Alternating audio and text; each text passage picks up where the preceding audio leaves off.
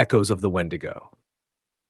The mouth of the cave yawned open like a portal to another world, dark and uninviting as Alex and their three friends, Maya, Dylan, and Cassie, stood at its entrance.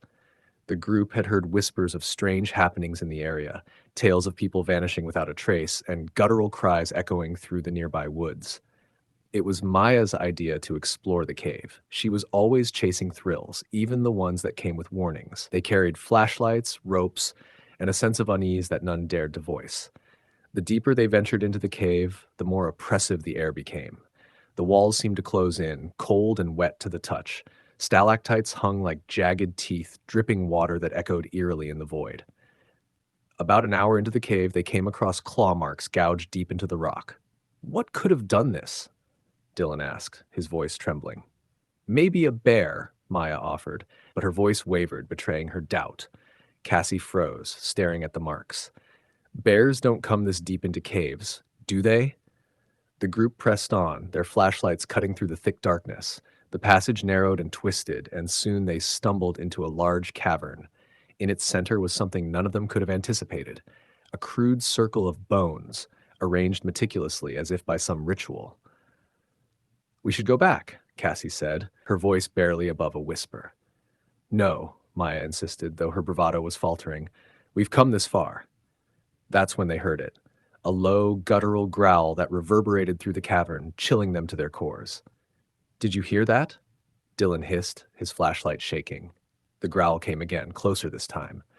From the shadows emerged a figure, twisted and horrifying, its gaunt, elongated limbs scraped against the stone as it moved.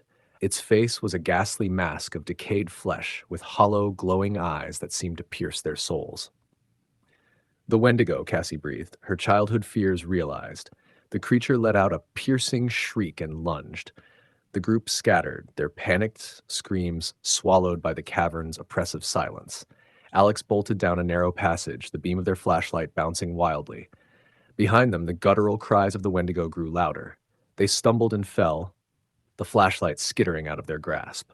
In the dim light, Alex saw something horrifying.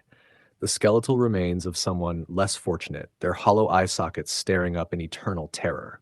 Desperation propelled Alex forward.